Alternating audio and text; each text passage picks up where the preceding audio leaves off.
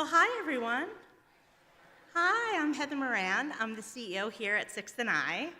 And whether you're here with us in person or watching virtually from home, on behalf of 6th and I and our partners at Politics and Prose, thank you for being here with us tonight and for your support of a nonprofit and a local bookstore. I'd also like to thank the local chapter of the OCA Asian Pacific American Advocates Organization for their help with promoting tonight's program. So by show of hands, how many of you are here for the first time? Oh, hi, welcome. Welcome. For those of you who are new, this building dates back to 1908. It was a synagogue for 45 years and then home to an AME church for the next 50. When the church relocated and put the building up for sale, the highest bid was from someone who wanted to turn it into a nightclub.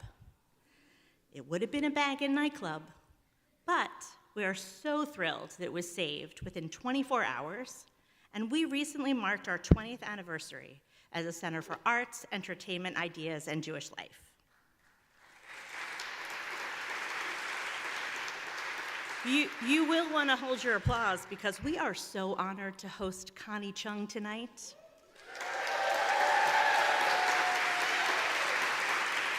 Now, some of you may know that this is her hometown event. Connie's story began at Georgetown Hospital in the summer of 1946, a year after her parents arrived in the US from China. She was her parents' 10th child and the first to be born in the US. Connie lived on Decatur Street in the 16th Street Heights neighborhood, and then her family moved to a home on Warren Street in Tenleytown. She attended Phoebehurst Elementary School, Tacoma Park Junior High, and Montgomery Blair High School. Every night, Connie and her family watched the CBS Evening News, anchored by Walter Cronkite.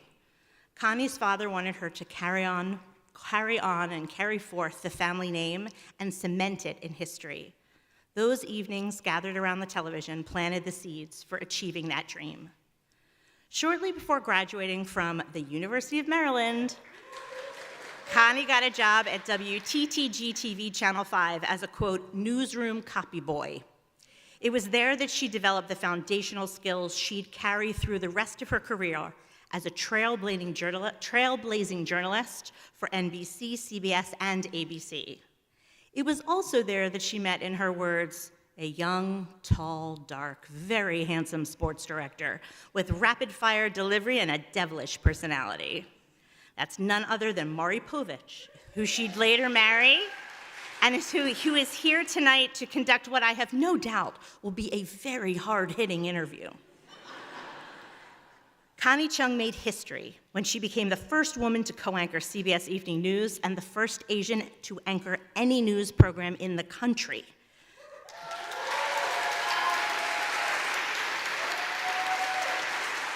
There are many, many women and Asians working in journalism today, some here in the audience tonight, who have Connie to thank for making their paths possible.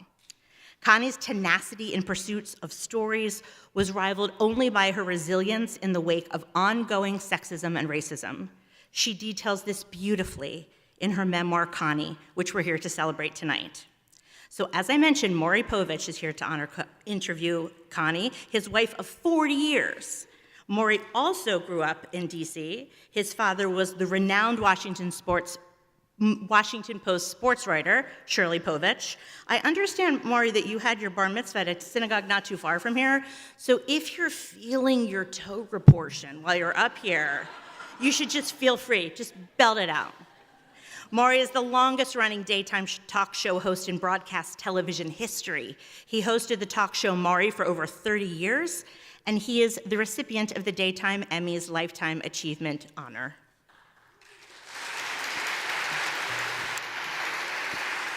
Later in the program, we're looking forward to hearing your questions, and you can line up at that time along the microphones at either aisle.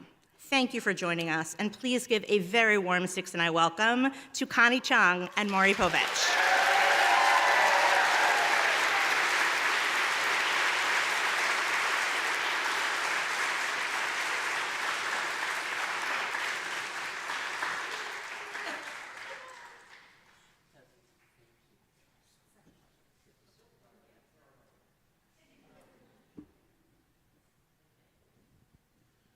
Maury. Connie. Maury, you just need to remember one thing. Only one with you? Tonight is not about you. Oh. Okay? Okay, so as was mentioned, my father was the sports writer for the Washington Post for 75 years. And when I first started out, when I was interviewing people, he said, "You know, son, in order to interview a person, you have to be full of your subject."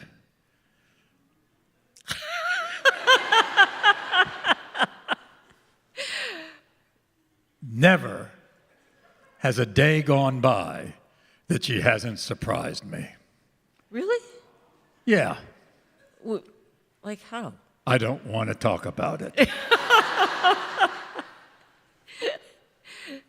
Constance Hua Chung was the 10th of 10 children, the last, and as was said before, the only one born in the United States. So 9 of them were born in China, 6 girls and 3 boys. However, 5 of those children died in infancy, including all 3 boys.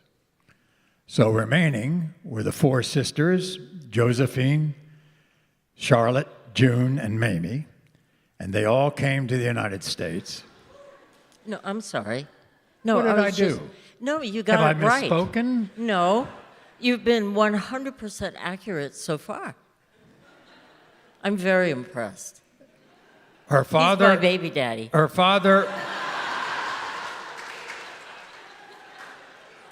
Bill Chung, was a spook.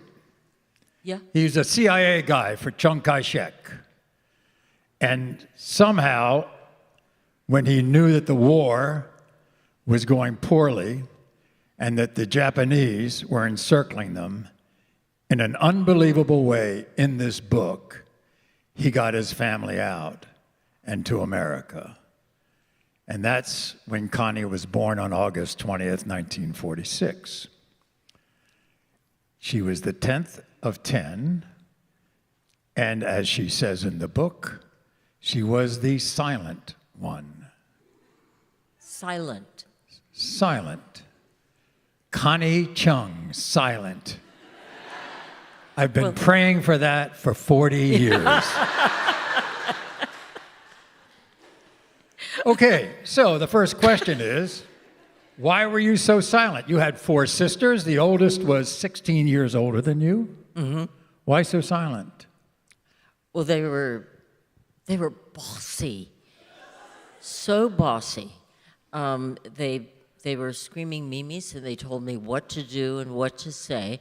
And I go, you know, when I tried to get a word in edgewise, they were like, she can't talk. You know, she's not going to answer the question. She doesn't know. And I mean, it was just, they were suffocating, really. And that's the way it was in school. Well, when I was very, very scared to go to school. And then when I did go to school, though, I began to finally emerge a bit. But I really emerged, I think, when they got married and had children, because they were very traditional.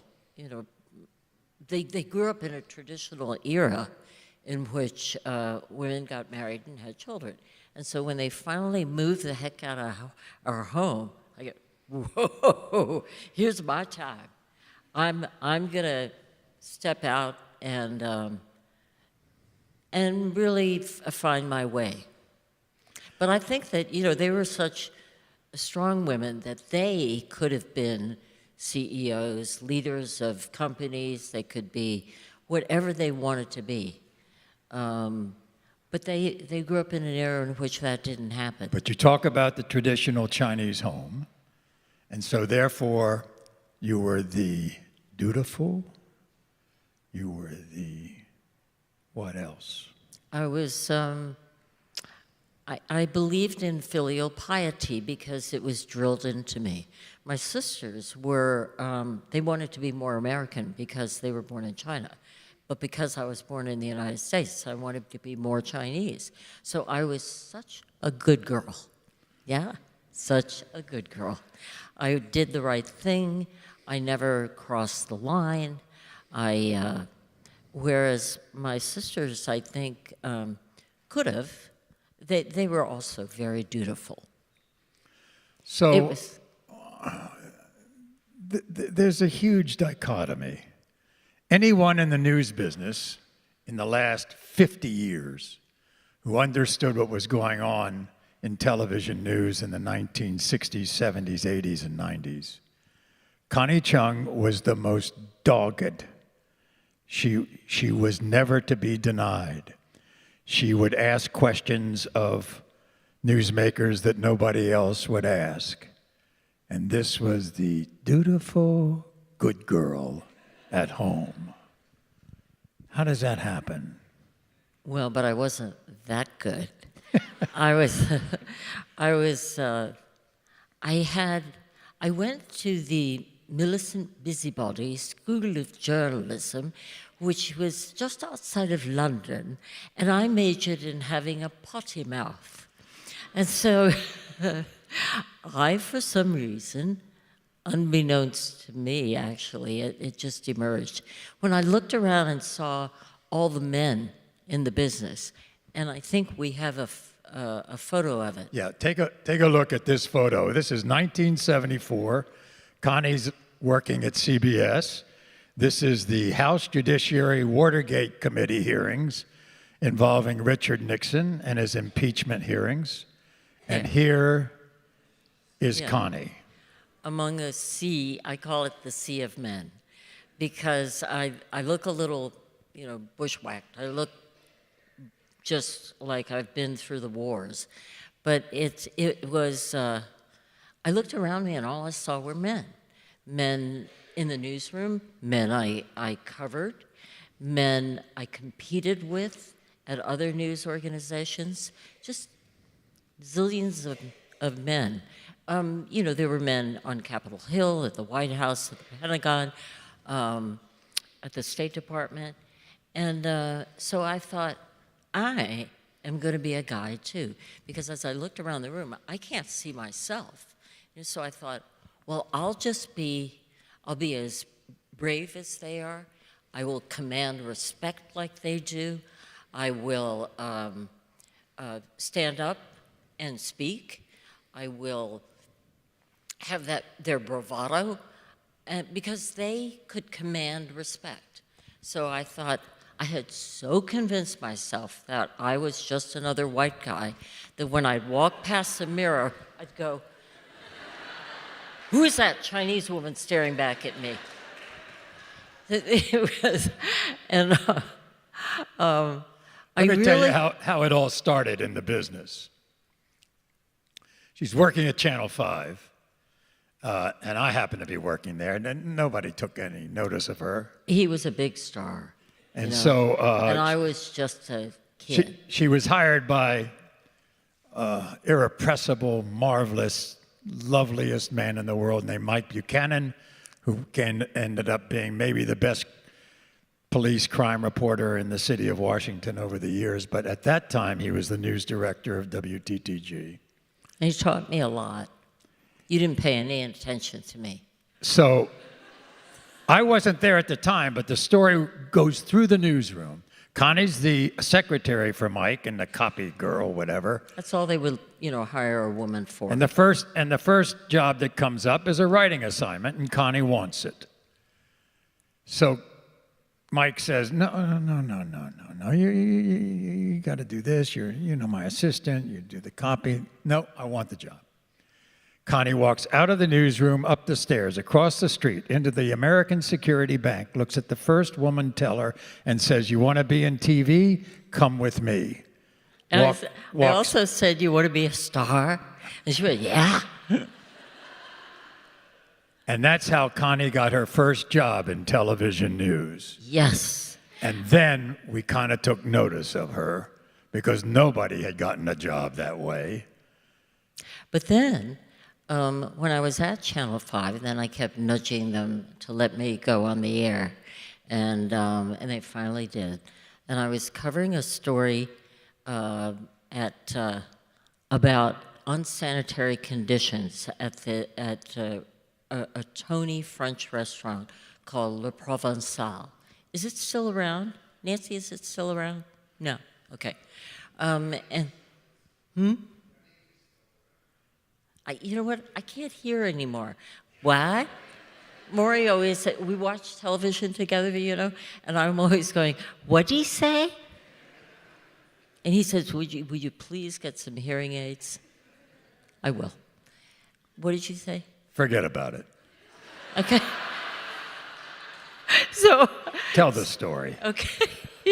So I barge into this Tony French restaurant and demand to see the owner and confront him about the fact that his restaurant was declared unsanitary.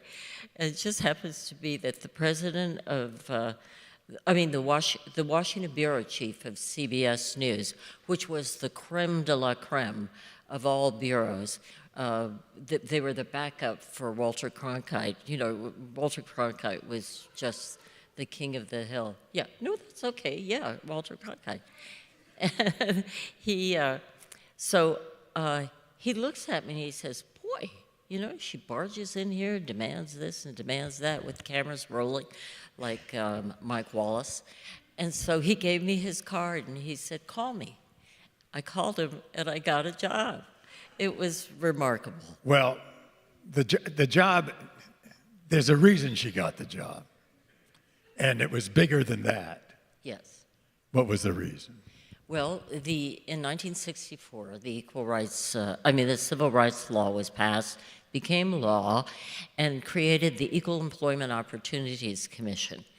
That caused Maury's sister, Lynn Povich, who was working at Newsweek, and she and the other researchers were relegated to being in research jobs. We have a lot of mishpacha here, you know, a lot of Poviches, a lot of Chungs, and it's just wonderful.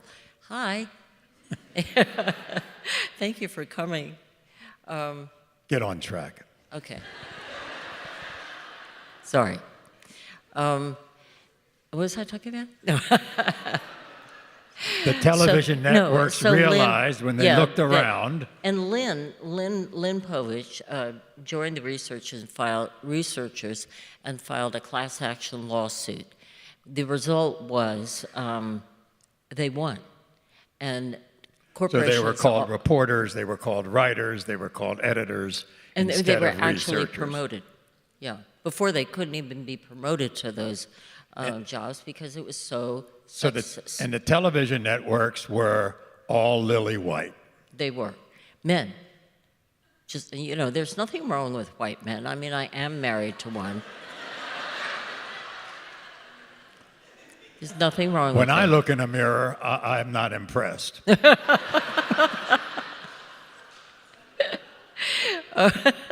Yeah, but you commanded respect. Okay, fine. You know, just by virtue. And you're tall. And now I have... But it wasn't just you that Bill Small at CBS hired. So who did he hire all at once? Yes, in one fell swoop, he hired Michelle Clark. I mean, me, Chinese. Michelle Clark. Oh, you didn't know I was Chinese, huh? Michelle Clark, who is black, and Sylvia Chase, Leslie Stahl, a nice Jewish girl with blonde hair, and Sylvia Chase, a shiksa with blonde hair. Right. I shouldn't say a goy. That's better. Shiksa's okay. You think shiksa's okay? In this crowd. Yeah, okay. And so they were trying to make up for all the years of discrimination. But, you know, we were hazed a lot. We got a lot of hazing. You were in a back room. Yeah, we had to sit.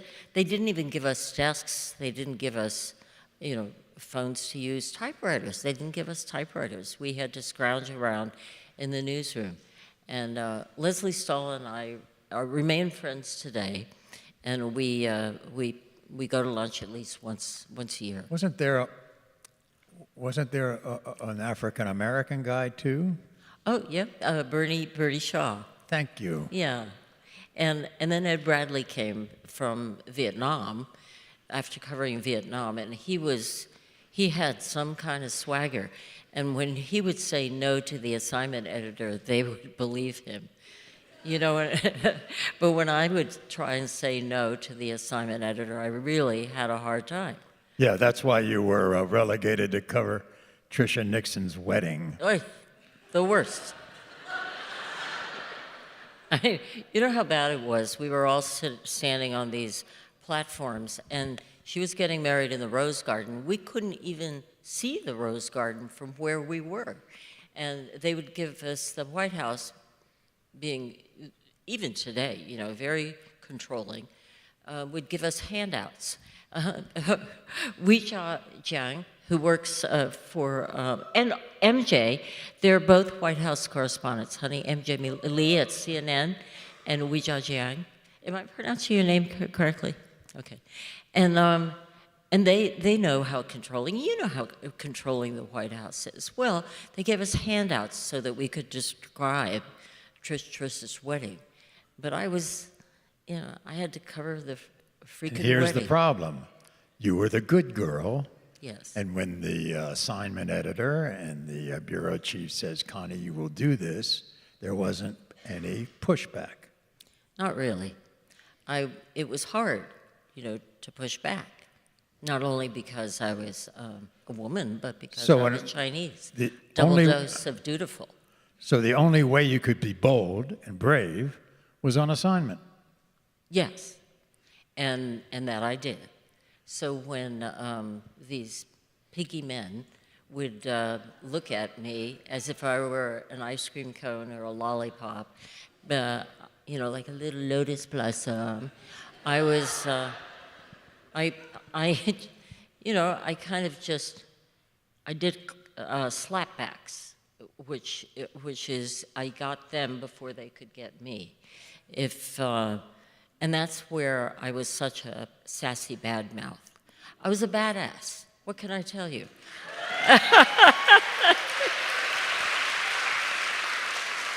So just to set the landscape correctly during these days, this is the early 1970s, late 1960s. And I looked this up today. I could not believe it. The ABC Evening News, World News tonight, is the highest rated network news program daily. And there are 6.75 million people watching that last week. When Connie started out with Walter Cronkite, not Huntley Brinkley, not the ABC News, Walter Cronkite alone, 30 million people a night. So that's how television news was back then. It was the golden age of television news in the 60s, 70s, and 80s. And because of cable, because of all the fractured ways people get their news today, there's never going to be anything like it again. No. I mean, everybody went nuts the other night when there were 67 million people watching a debate. I mean, those debates back then would be unbelievable when it came to viewership. So I really was working during the glory days of television. So, how did the guys at the Bureau treat you? Not the management. Not the what? Not the management. Oh.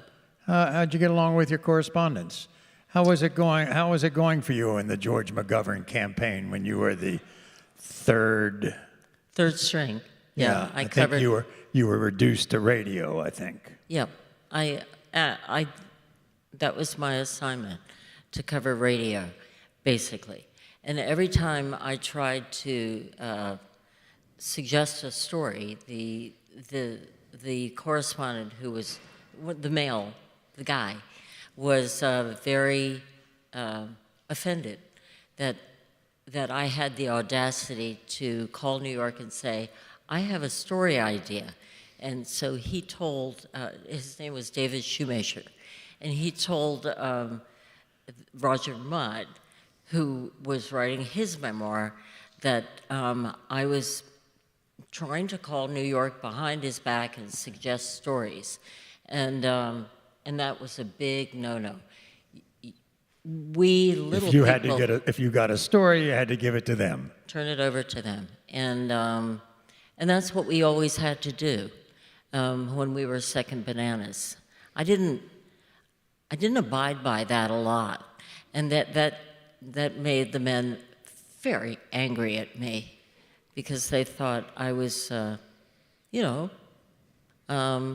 had too much chutzpah. It's a very funny story. You want to tell it in front of this crowd? I know it's a little racy, but I think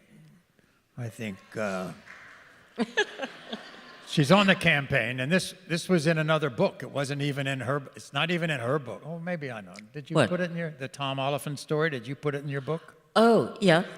Oh, okay. I didn't read the book. You know what? I'd write a chapter. I read the book. Yeah. And I'd write a chapter, and I'd say, "You got to read this, okay? Tell me what you think, you know." And he said, "I read it already." I said, "No, I changed it, okay? You got." And he'd groan and moan, and Tom Oliphant was a great Boston Globe reporter, and he was covering the campaign along with the McGovern campaign along with Connie. Yeah, and he set it up about how they got stories and you didn't. Okay. Timothy Krause, who wrote The Boys on the Bus, it was a very well-known book after the McGovern campaign, and I was one of the boys on the bus. And he said I was always in my room at, late in the evening, like 11 p.m. or 12 at midnight, and I'd be reciting my last radio spot, sending it in to CBS New York, and going to bed early, and then I'd be up and out of early in the morning, sticking a microphone in McGovern's face and asking him the first relevant question of the day. Then when I would find out about scoops that the New York Times and the Washington Post had, I said, how did they get these stories? Suddenly realized that all the guys were down at the bar, and they were drinking with the campaign aides, getting them sloshed, and then they would spill the beans. So I said, okay, no more staying, in bed. Going to sleep early. I'm going down to the bar. So I went down to the bar, and I'd be drinking with the guys. And I learned how to drink in college. I was no wimp. I could drink. And, yeah, I could drink. Not anymore. I don't do well anymore. You don't want to be around her after 2. After 2 drinks. I thought you meant after 2 o'clock in the afternoon. No, yeah, 2 drinks. Actually, I'm such a cheap drunk. I can even go with just 1 drink, and I'm, Maury says you're slurring. So anyway. I was down at the bar, and this inebriate keeps trying to hit on me. And Tom Oliphant said he recounted this story to me because he remembered it vividly. This inebriate kept coming around and trying to make plays with me. And finally, I said, "You don't want to sleep with me. An hour later, you'll be horny again."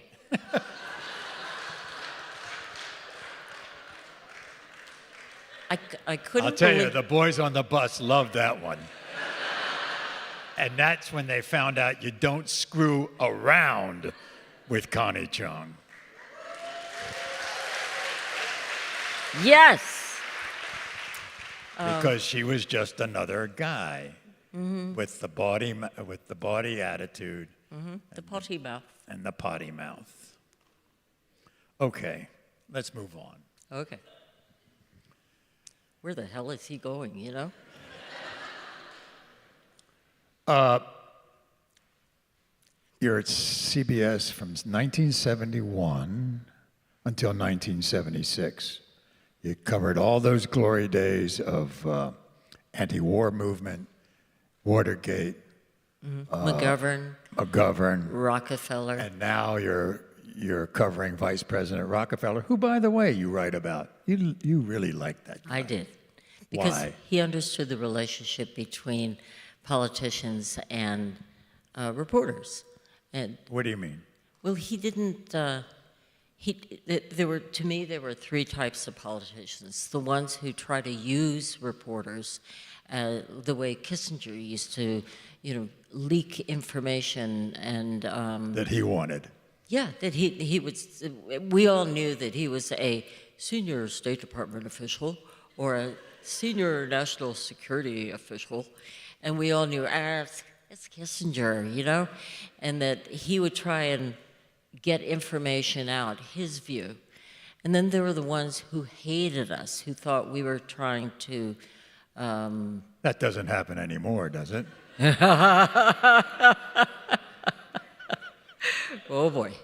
Who thought we were, after them. And Nixon felt that way. When I was in California, Jerry Brown felt that we were out to get him. Okay. So And- Rockefeller. Rockefeller understood that if a reporter asked a tough question, he would give back a tough answer. And I love that because, and he was also unfiltered. He one time he gave the crowd the finger. And I thought, oh, what a good story. He was, we called it the Rockefeller salute. And he was a lot of fun. And when he finally stepped down as a running mate for Gerald Ford, he said, I won't have anybody to argue with anymore. Yeah. And then do you remember how he died all of a sudden, having a heart attack? And I thought, at his office, and when I saw the Wire story, I went, oh my God, because I was really sad, because I really liked him. But then I realized he died at With his boots on. yeah. It was a very saucy story that he died in his office, and he was supposedly working in his office at midnight. And I knew him pretty well. He doesn't work at his office at midnight. Well, you can read about it. You can draw your own conclusions. He's a bad boy. So here you are, you're on the rise, You're not a third-rate reporter anymore. By the way, who told you that one time that you were a third-rate reporter? I think it's the current presidential nominee in one particular party. You're not the only person he ever said that to, No. I know who you're talking about.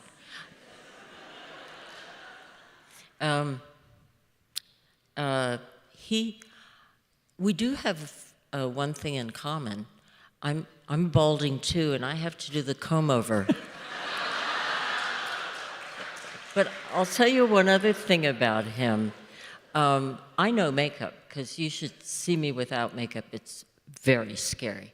I say to Maury before I come out of the bathroom after I've taken off my makeup, and I say, you want to see something really scary? Like this, like.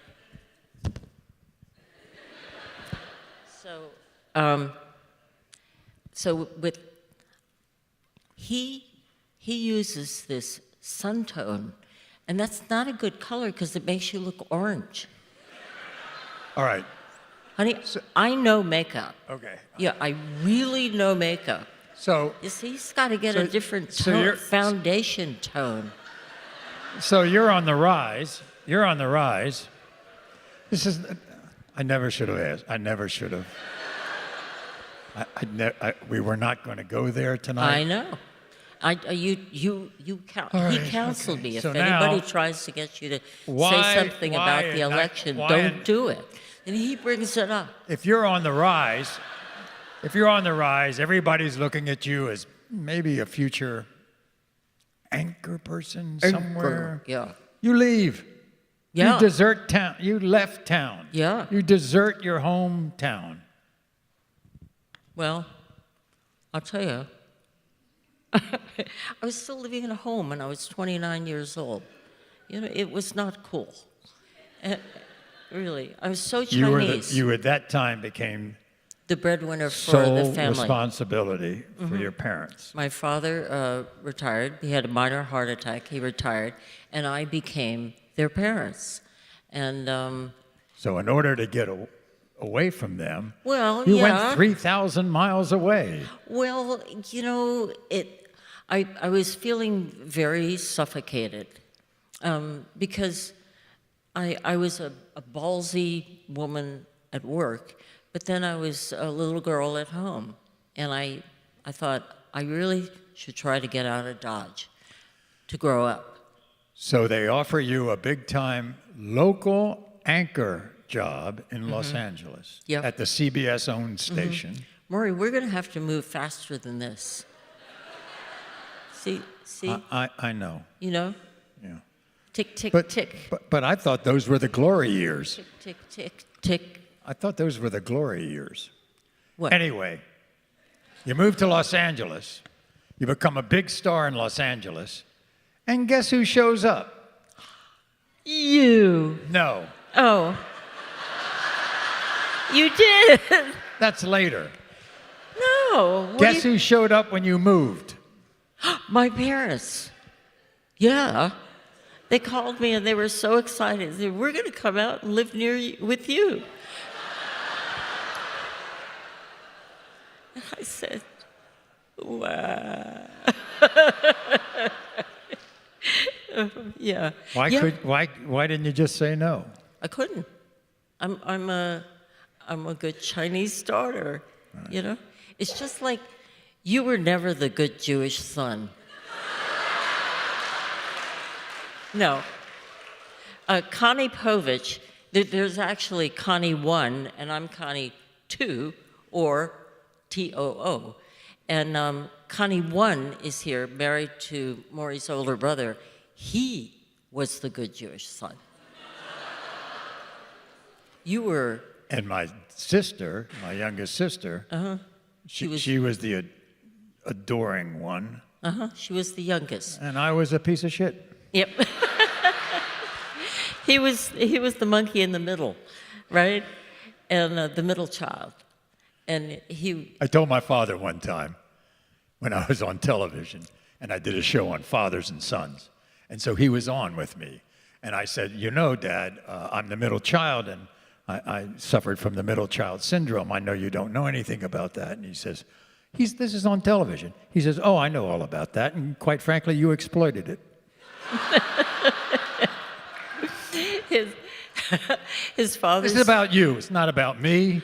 I know, but I just You know, I've had self-therapy for the last 85 years, okay? He's never gone to therapy. You mean self-therapy? That's what I said. Yeah, I understand, because you wouldn't do anything like that. Okay, right. But you know what? So you What become a his big star. therapy You become a big is star in golf. LA. He plays golf, morning, noon, and night. And if he doesn't play golf well, forget about it. He is about to, you know, commit Harry Carey. I'm trying to move this along. Okay. So But you the- become a big star. She becomes a huge star to the point where somehow, because I'm in Chicago and I got problems with management, and then my agent gets me a job and I go to Los Angeles, believe it or not, and am the second banana to this person. Yes. How good is Didn't last that? long. It lasted like 6 months. He Because- was the guy who hired you was fired. Last hired, first First fired. fired. Right. So then I was gone. That was just a disaster. It was very sad. But she had this big career for 7 years in Los Angeles. And then you want to come back I did. to the networks. Yeah. And So I went to NBC. Back in New York. You had. And you ended up back in Washington.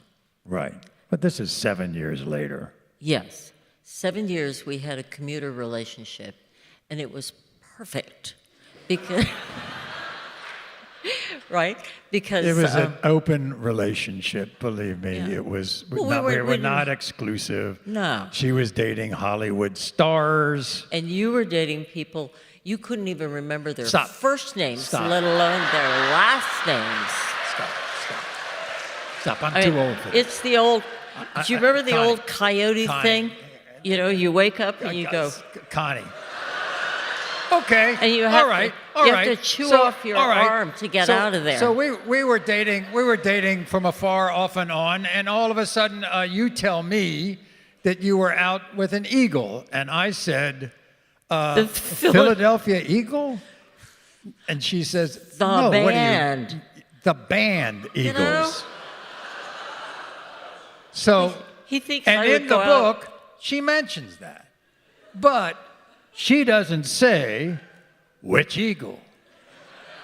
So now, which eagle?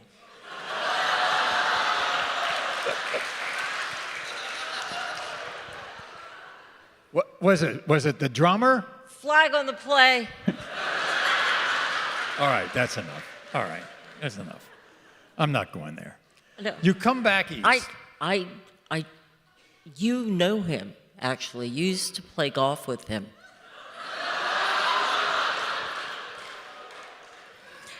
They had You these, come back east.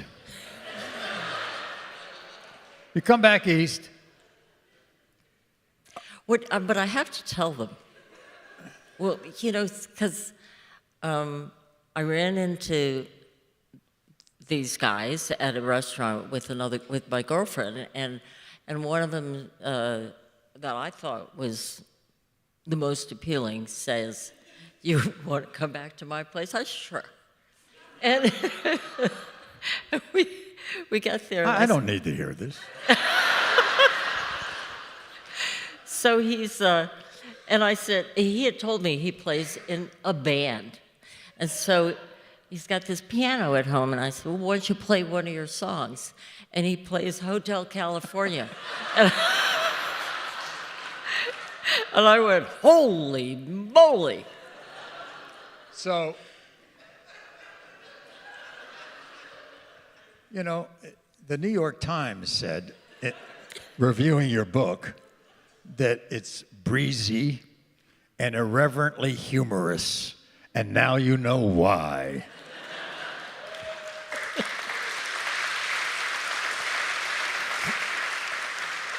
So, you come back east. Maury, can I ask you something? What did I do? Is No, there no. a piece of lint No, somewhere? I know. I'm like a monkey, you know? I pick lint off the other monkey. And no, I just want to know, he always tells me I don't sit up straight. Am I sitting up straight? Yeah, because you got a nice back of a chair, so No, but nobody can notice. I could actually, Okay, fine. okay.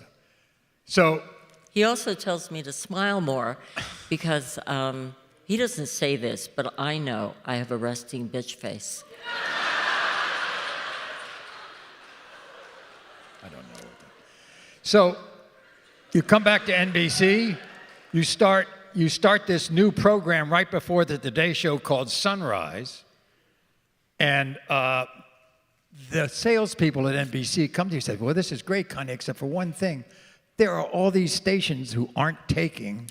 Maury, they didn't come to me. That I was wondering why our ratings were so low, and the onus was on me to raise the ratings. So I asked the salespeople or the ratings people why. I asked the ratings people why the ratings were so low, and they said because it's not carried in a lot of major cities. And you had told me that the affiliates are the most important. True. Because they're affiliated with the network, and if they don't carry the network programs, the network is not going to thrive. They're not going to make the money they want to make. And the bottom line was getting to be so important to these networks. So I said, give me a list of the cities that aren't carrying NBC News at sunrise. And so you did the salesman's job. You call up all the general managers, they all come on board, and you end up being the #1 show in the time period. Yes! Ballsy Connie Chung strikes again. So you're there 6 years. And then in Yes. 1989, Yeah. You're very good at that, honey. You remember? you decide, I'm going back to CBS. Yeah. I love CBS. You know, they used to say the stains on the carpet at NBC are just coffee, but the stains on the carpet at CBS are blood. It's blood. They were so brutal. And you go back and start this show face to face, and it's a big, it's doing really well. And then, oh boy, here we go. We have enough time for this. All of a sudden, CBS has this brilliant idea. The CBS Evening News ratings are down. Dan Rather's been there for some time. We're going to be able to really jumpstart the ratings. We're going to give Dan a co-anchor. Her name is Connie Chung. How'd that work out?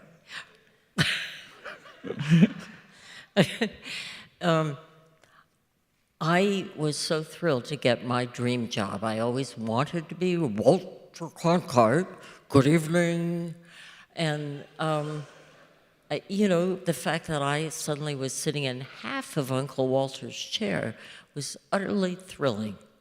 And couldn't believe that I was making it to the top of the heap. But I don't think Dan saw it that way. How did he see it? Well, I think, An intrusion? well, I can understand that he had been doing it by himself all these years, so he had to move over a few inches to make room for me.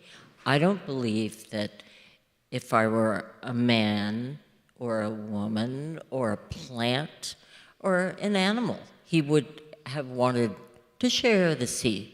Either that or his mama never taught him how to share. No, I don't know. I still don't know if they held a gun to his head or he willingly accepted. You say some pretty, severe things in this book about how he treated you. Well, do you think I threw him under the bus? There ain't a bus big enough. For instance, what did he tell you about covering stories? The first thing he said to me right after I was named co-anchor, I'm not crying, why should I cry? There's nothing to cry about, right? No, it's just that There's no crying in news. No, you're right. You know, Tom Hanks was so right. There's no crying in baseball. And I always felt there was no crying in news. You know how people run to the ladies' room? I don't do that. Heck, I'm a guy. So he said to me the first day, he said, let's go have a cup of coffee. And he said, now you're going to have to start reading the newspaper. And I thought, ouch, you know. Then later on, because I wanted to cover stories to burnish my reputation as a reporter, he said, you should stay in the studio and read the teleprompter, and I'll go out and cover the stories. It was, and I thought, uh-oh, this is not working out. And then you know what? Maury was president of the National Academy of Television's Arts and Sciences. So after I was fired, and they offered me another job. In New York, I was the chapter president. The Yeah. New York chapter. And Maury said, you know what? you should present him with an award. He's getting a big award, and you should present it. And I went, not a chance. And he said, no, you ought to do it. So I did it. And he was so happy, so thrilled. He picked me up off the floor and held me up there. You know, my feet are dangling like it was ridiculous. I mean, put me down. So it was very awkward. I mean, but I did it, right? You did it. Huh? You did it. I did it. So anyway, but the unbelievable thing is, after I was dumped, 2 days later, we get the call that our adoption that we'd been working on for 2 years was coming through. Yay!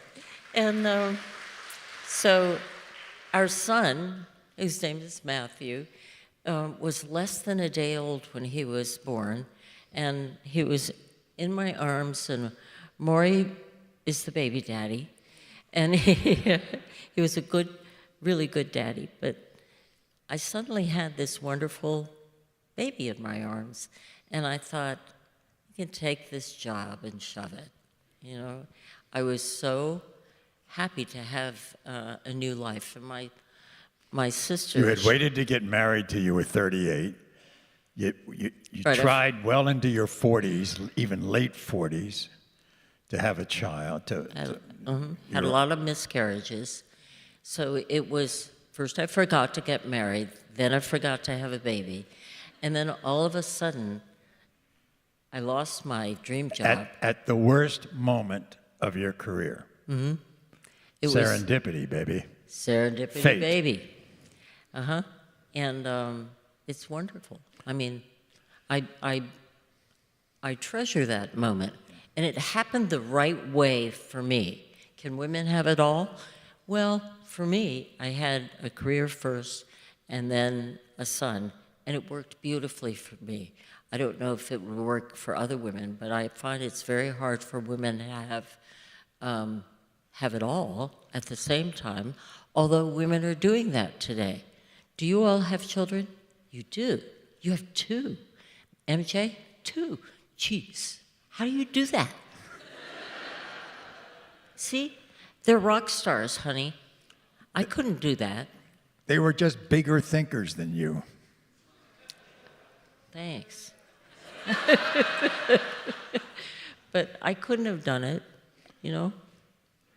Now, after our son is born and you raise him, you go back to work about 5 years later. Oh no, about 2 or 3 years later, at ABC. And there you are, a big triumvirate at ABC. Barbara Walters, Diane Sawyer, Connie Chung. Screw those guys. We got it. We got it right now, boy, the 3 of us. That didn't go well either. Honey, you are so running out of time. Are you sure? Yes, I am. Okay. I know when we started, I know when we'll end. I know. You know, he's got this in his head. He's really good at it. What was the problem? Was it because Barbara and Diane had been there first and that you came later? They got all the stories? Well, they were battling each other for the same interviews. And I was told, I can't, if Barbara or Diane are going after those interviews, I have to stand down. And I go, what? Wait a minute, let me get this straight. They're battling, you know, they can go after interviews and compete with each other the way reporters do. And I can't be in on the action. And they said no. So I thought I never would have gone there had I known that. But there was a compensation there because you decided, I'll get my own stories. I won't go after the big gets the way they are going after. And actually, I didn't like going after Well, you had enough at celebrities. CBS. You got Magic Johnson when he had HIV. Holy. She said,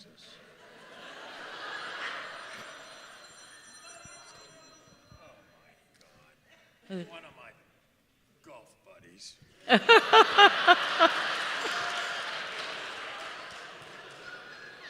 Mark Mulvoy, the former of course. editor-in-chief of Sports Illustrated. Okay? Yeah. All right. So, Mark, you just got a hit on C-SPAN Book Talk. Look at it this weekend. Anyway. he has so many golf friends, you know. You went after your own stories, Yeah. and it was gratifying. It was great. It was great. I had really, I think if I look at my career, the Washington days at CBS and the significant, important stories, and it sounds old-fashioned, but I really like stories in which I correct a social ill that society has perpetrated, or find out what the government is doing that is wrong. It's so gratifying to uncover something that nobody else knows and is significant and important and has impact. Right. So now that ended, and you really felt unfulfilled in terms of the scope of your career. How many times did I tell you? How many times have I told you in the last 40 years, you're the Jackie Robinson of Asian Americans in television news? How many times have I told you that? So many times. How- In fact, So you I- told Nina, my niece Nina, when she came to visit us in Montana and you picked her up, you got so upset. How many times did you ever say, you're right? Never. Never. But then, in 2019, this woman gets in touch with you. Her name is Connie Wong, and she cold emails me and says, I was named after you. And I thought, really? That's amazing. And so we talked on the phone, and she tells me that she was born in China, but she came here when she was 3. And there were, her parents looked at her and said, we need to give you an American name. And she only knew what she saw on television. So they said, what name would you like? And she said, Connie or Elmo.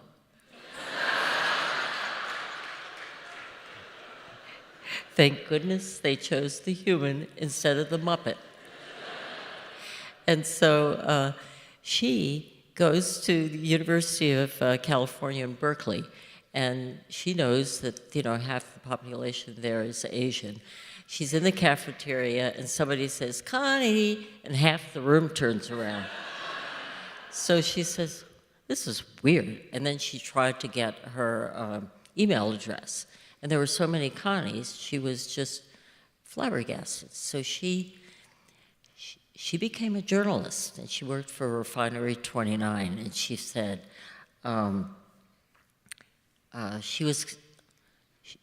she actually looked into it. She was so smart and dogged, she found a sisterhood of Connies named after me, untold numbers that I could never have imagined.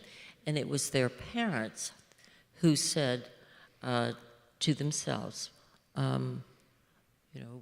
we see her on television, and we'd like our child to have sort of follow in her footsteps.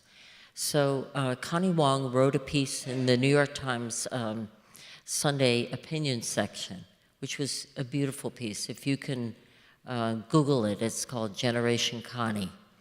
And the New York Times Sunday edition photographer, the head of the photo editor, said she wanted to get as many Connies as she could into a New York Times studio, asked me to come, and put them in 3 tiers.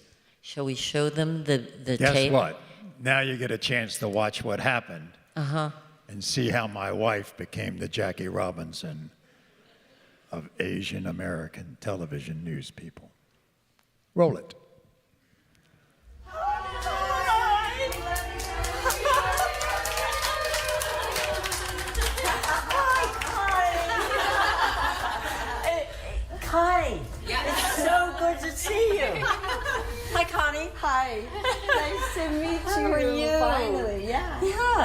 is your last name? Aramaki. Armaki, okay. But my And middle name's Chung, actually. Get out. My parents named me Connie Chung Aramaki, so I'd really be like you. You're Connie Wang. And you pronounce it Wang? Yeah, I actually named myself after you. You did? Not my parents. I did. You mean just And I in your admire you crib? so much. You know? No, how did you do that? Because you're iconic person. Oh my God. And I admire female. Oh my God. I know, me too. Really? Yeah. How old were you when you named After me? college, I wanted Really? to have some American name, and I didn't want to have Esther, Sarah. Yeah, I admire you so much. Oh my God. No, I'm gonna ruin my makeup. Okay, quick, everybody laugh. Oh my God. Oh my God.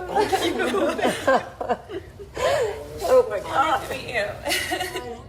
This is amazing. This is amazing. It is. Thank you. Oh my God.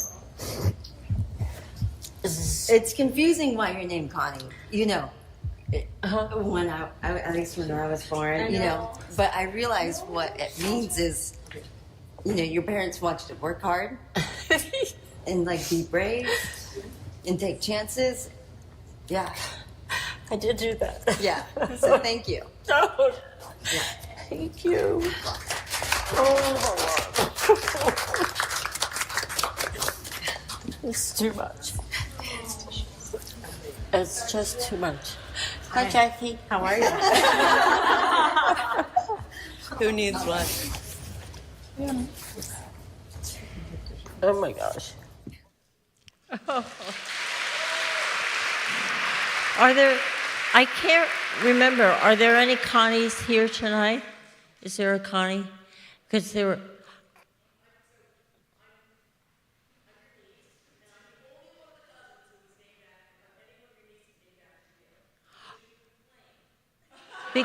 What is it? Because.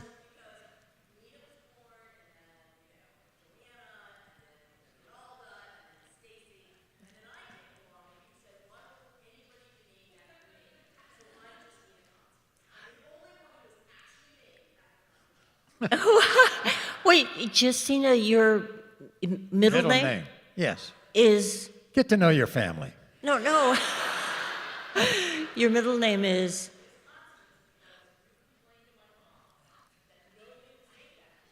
Well, goddamn.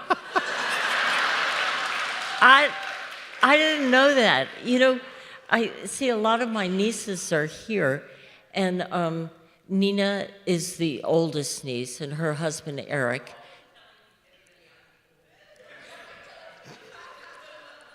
And then Stacy is Nina's sister, and she's the youngest. And then the next sister is Charlotte, and that's her daughter, Donalda. And then Justina is Justina Constance. Yeah. Named after your sister June.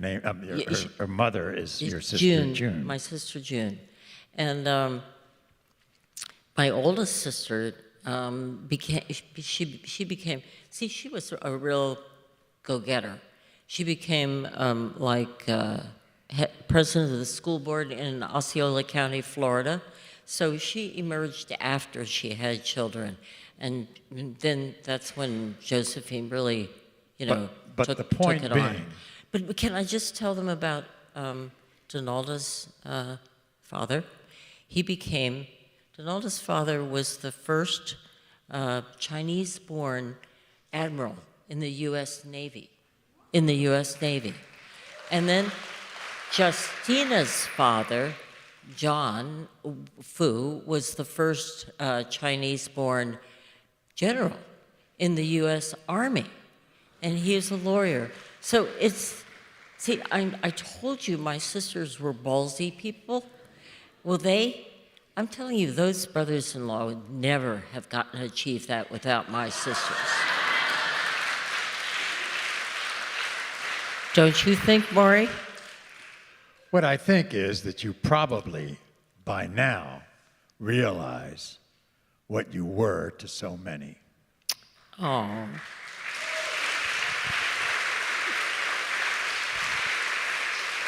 And you know, if Just saying, just saying. Just saying. But you know what? You know who was there with me every step of the way? We're open for questions now.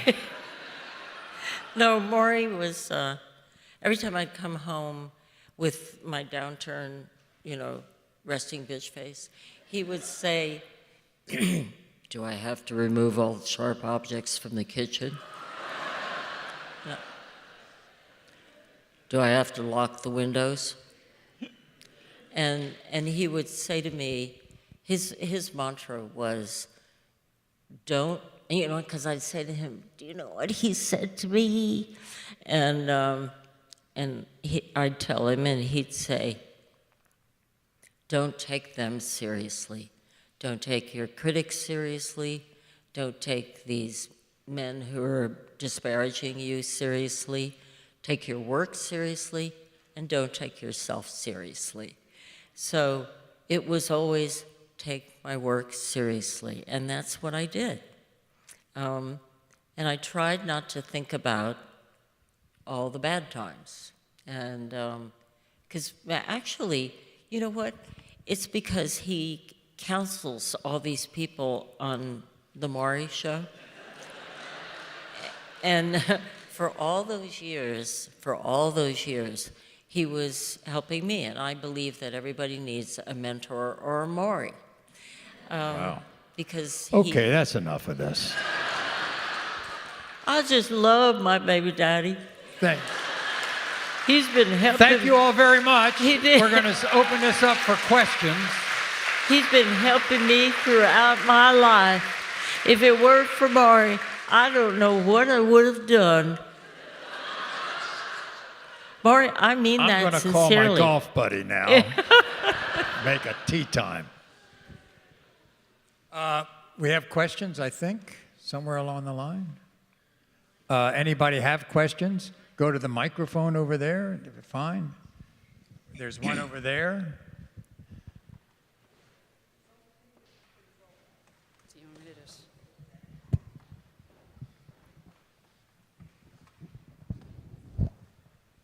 We're all safe. Oh, thank you. Well, first, hi. Hi. Maury, did you get your idea for who's the baby daddy from your years when you were not exclusive and you had those numerous unnamed women? No, believe it or not, it came from one of my producers. And the only thing I will say about that, I mean, this is about Connie, is the reason why you have these phrases, you are the father, you are not the father, is because the first time I ever did a show on paternity, at the end, the producers were going to tell me the result. I said, I don't want to know the result. I don't want to know anything more than my guests, my audience, people at home. I want to be as surprised as they are. And that's the only thing I contributed to it, other than talking to about 3,500 couples who were wondering whether they were the father or not. Okay, I'm sorry, but my real question is for you, Connie.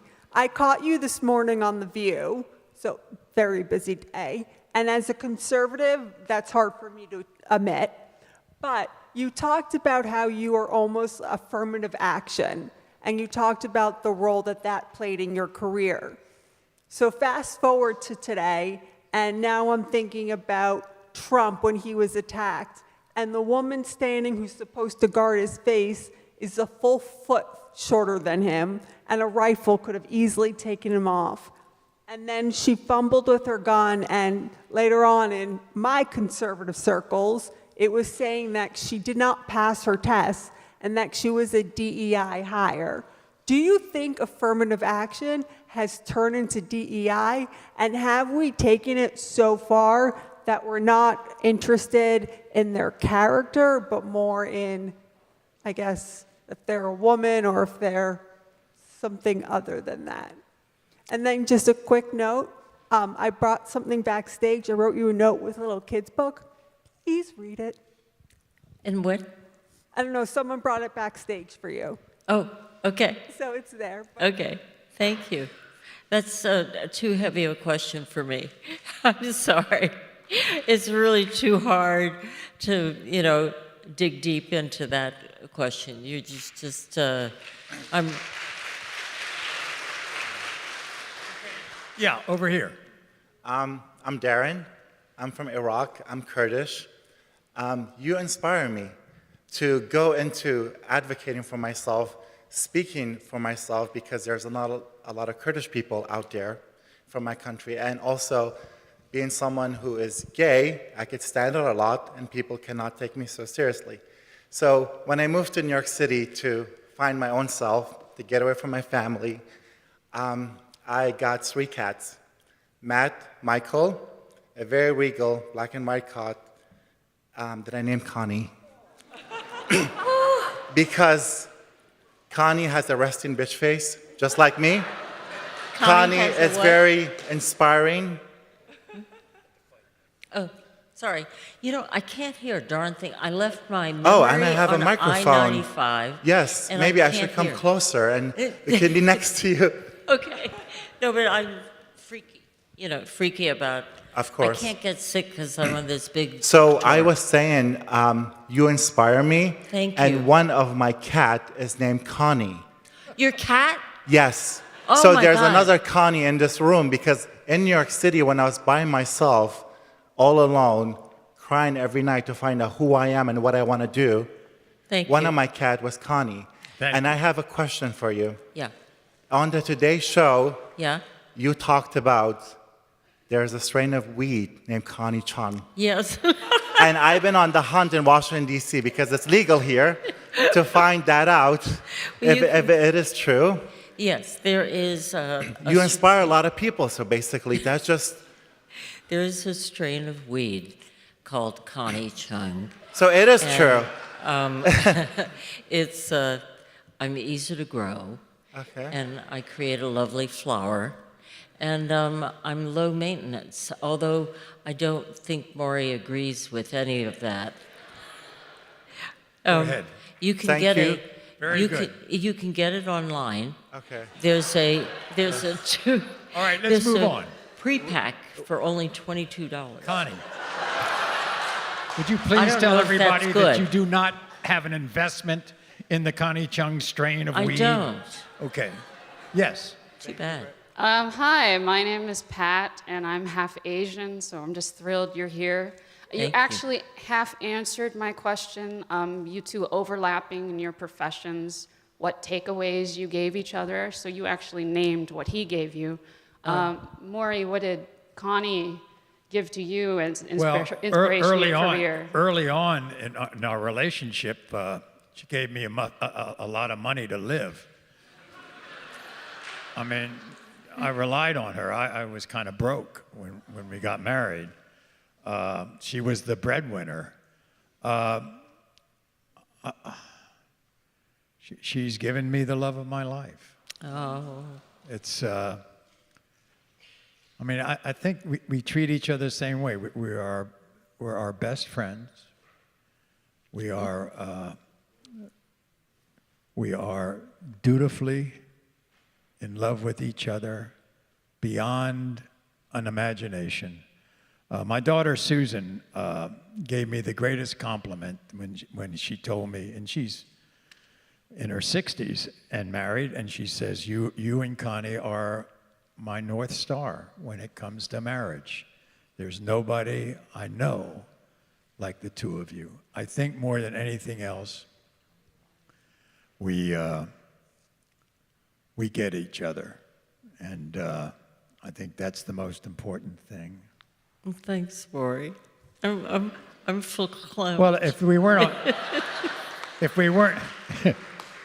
on C-SPAN, I would say other things, but I won't do that. No, thank you very much. Maury, thank you. It's- yeah, No. your eyes look very blue. And so does your jacket. Yes. Hi. I have notes. I don't think I've been this nervous even meeting a hot guy for a date. You guys are couple goals. I have so many things I want to say, but I'm going to keep it very brief. First of all, Connie, thank you so much for your tenacity, for what you've done for the community, and also what you've done for yourself and how you've inspired other people, even though you haven't realized it. And we've been talking on Instagram. I have a little card for you just to represent my culture, which is Korean. And I just want to say, my question is, I wanted to be like you. I was named after Jane Fonda. I don't know why. I do not look like her. Look more like you. However, I added a Y to my name, so it sounded more like Connie than Jane. I wanted to go to UMCP for journalism school. I was told by my Korean father that it's not acceptable. Now full circle, after having a career in corporate, in fashion and beauty, I am building a media brand called The Digital Runway. It covers beauty, fashion, tech, and wellness. How do I pursue my passion and monetize and to make a living out of this? Because I never dreamed that I would be able to pursue my dreams. And honestly, this was such a Kairos moment for me to listen to you. And I'm trying not to break down. I know I'm talking a lot, but I'm very sorry, but thank you so much. And I really appreciate you. Thank you. Thank you so much. Appreciate it. Hi. Hi, my name is Emily. I did go to the University of Maryland, no shade, and I wanted to hear some of your time at being a Terp at the university. I'm sorry. You know what? Why am I Maryland. having such a hard time hearing, honey? Your time at Maryland. Yeah. Is that what you wanted to know? 100%, yes. Oh, I was a terrible student. I How can't. many different majors did you have? I must have jumped around from biology to business to accounting. I thought I would be an accountant like my father. And when did journalism jump in? I interned for a congressman on Capitol Hill, and he was from Queens. He was kind of creepy, but he used to be a newspaper man, and he had me writing press releases, and I was able to watch people on Capitol Hill, and I thought, and I saw reporters and what they were doing, and I was always a little bit of a news junkie. My father certainly was, because we watched Walter Cronkite every night with my mother and the sisters. So that changed my direction completely. I then decided that I would be a journalist. Yes. So we can quickly take these last 4 questions. Okay. Hi, Connie. Hi. So, when you were at the University of Maryland, you studied journalism, right? Honey, I don't know why I can't hear. You're studying what? Journalism. Yes.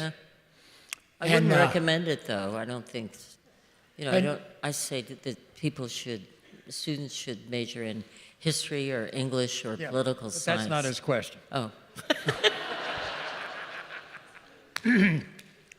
So, did you recall coming to my twin brothers in my 21st birthday?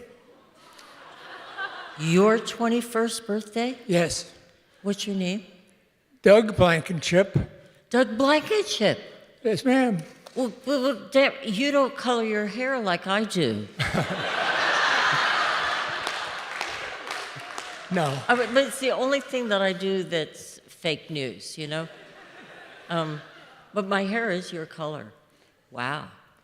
Doug, how do I know you again? Because I remember your name. Yeah. You dated my brother Duncan. I dated Duncan? Yeah.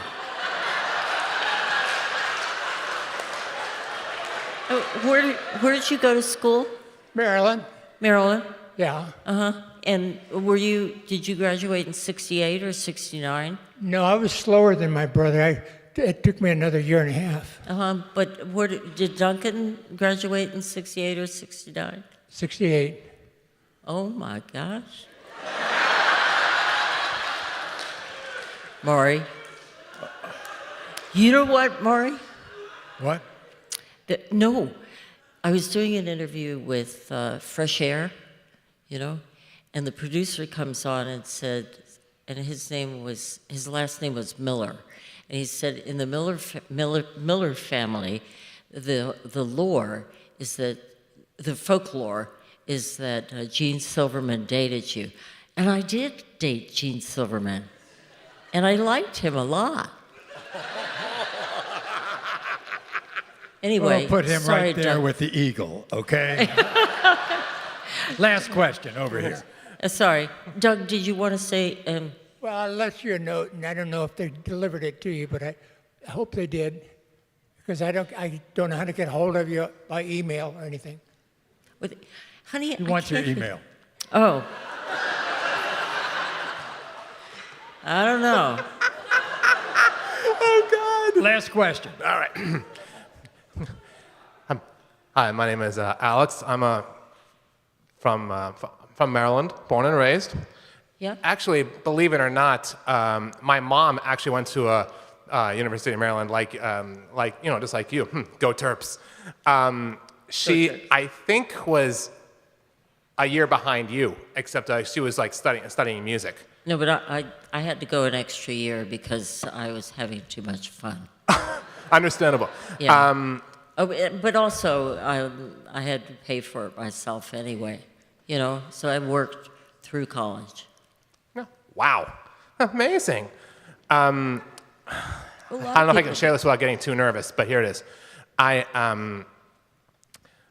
one point, I was considering studying journalism a little bit. I think I'm still leaning toward it a little bit. I know I'm planning to look into law school and the legal field at one point, even though I'm actually autistic, and I actually have heard of you guys, for years. Well, thank you.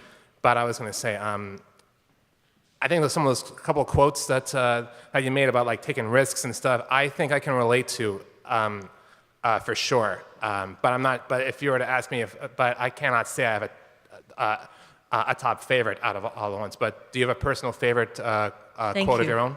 Thank you. Thank you so much. Thank you. What? One more. Thank you so much. Miss. Thank you. Hi, Connie. My name's Elaine, and I'm 52 years old. I grew up in just me and my two parents, who were of the greatest generation. They passed away in their 90s.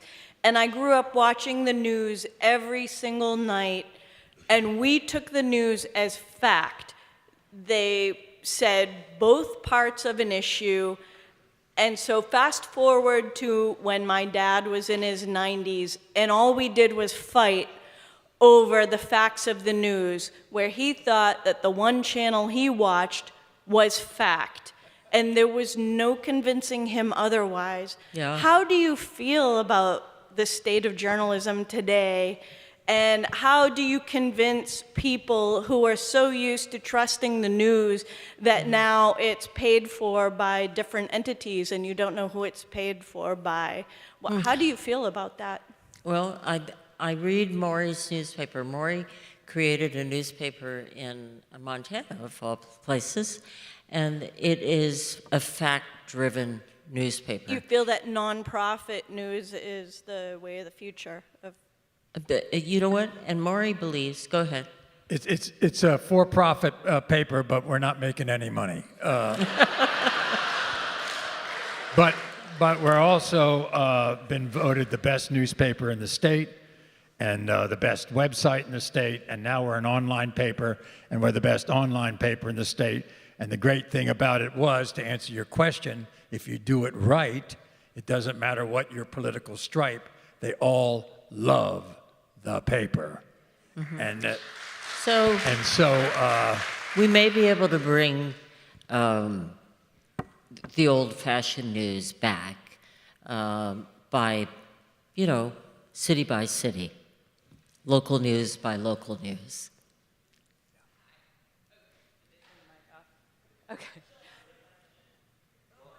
Okay. Hi, I'm Mariah Belinget. I'm an Asian American journalist. You are part of my origin story. I recall you interviewing Gary Hart and just straight up asking him if he had killed Chandra Levy. My jaw dropped to the ground. I had never... Gary Condit. Oh, Gary Condit. Yeah, Oh my gosh. Sorry. Gary Hart.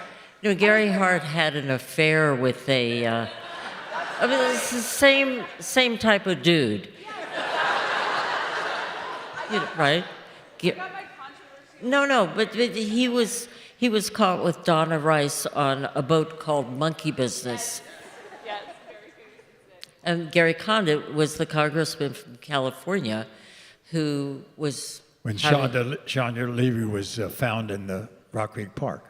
And you're part of the reason why it became okay for me to become a journalist, because a lot of my family, they don't read newspapers. Some of them don't read English.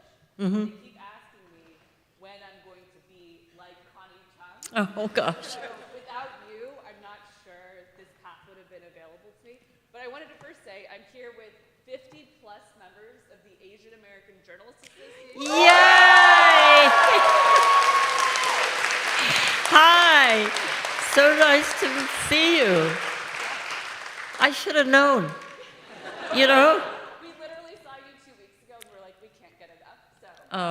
But thank I wanted you. to say, things are certainly easier. There's more of us Asian Americans. But we haven't reached the level of parity by any means. Right. And Yeah. I wanted to ask, what advice you give Asian American journalists, especially Asian American women who face a lot of some of the same barriers that you Yeah. do when it comes to being taken seriously, telling the stories we want to tell. What advice do you give them on how to throw their elbows around and be like you and get to where you got?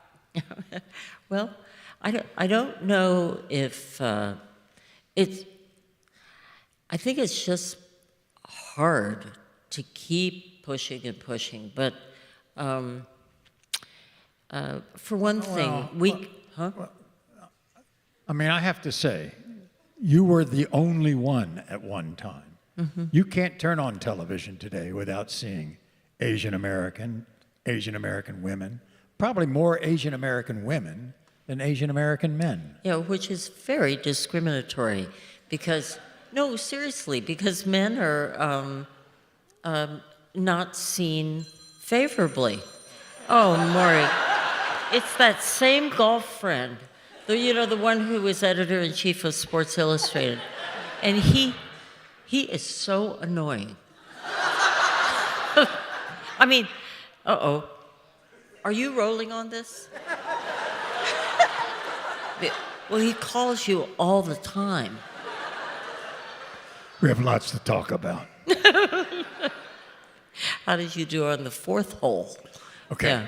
Okay, well, Anyway, anyway. it's a great question. And, I'm not in your shoes. I'm not in her shoes. But I've always thought if you just keep plugging and you keep doing stories that make a breakthrough somewhere, I think once you get the great story, there's a feeling of color blindness. I really do. I think the story still wins on most news networks now. I think you're right, Maury. See, he has a great deal of wisdom. Oh, yeah, right. It's not just you are But you the got to get father, the story, you are not and you the have to have father. the opportunity to get the story. That's the problem. The problem is the opportunity. I think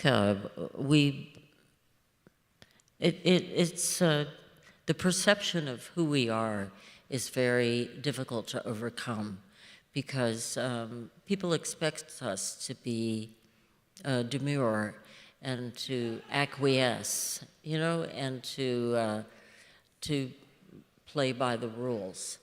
But I never played by any rules. I always stepped out of my lane because I kind of had to survive.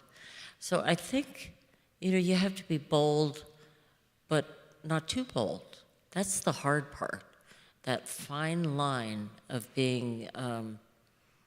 You have to be bold but accepted. You have to be bold but accepted. Yeah, and how do you do that? For women and for minorities, especially Asians, I think it's hard because we wear our race on our face. And if you're black, same thing. So, whereas, I would not have known that you your mother was from Poland or Lithuania? Poland, Poland. And your father was from? Maine. No.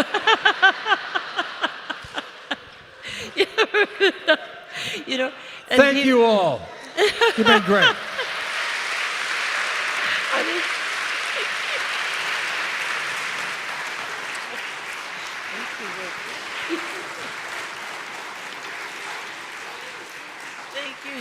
thank you so much for coming. Really, if your last name is Povich or Chung, you can stay a little longer. Okay, but everybody else, you have to go. Go home.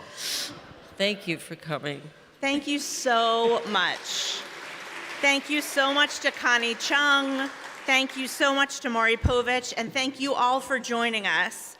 I'd love for you to do me a favor. If you can all please have a seat. We need you to remain seated until our guests make their way backstage. So thank you. I know you can do it. I have faith in you. Also, is Jason Wong here? Jason, you have won the giveaway, the Instagram giveaway. So, yes? So you're going to meet me right after. Nice to see you. Nice to meet you, Jason. Thank you. Have a good, this is the best. Thank you. This is the best. We learned a lot tonight, things we didn't know we were going to learn.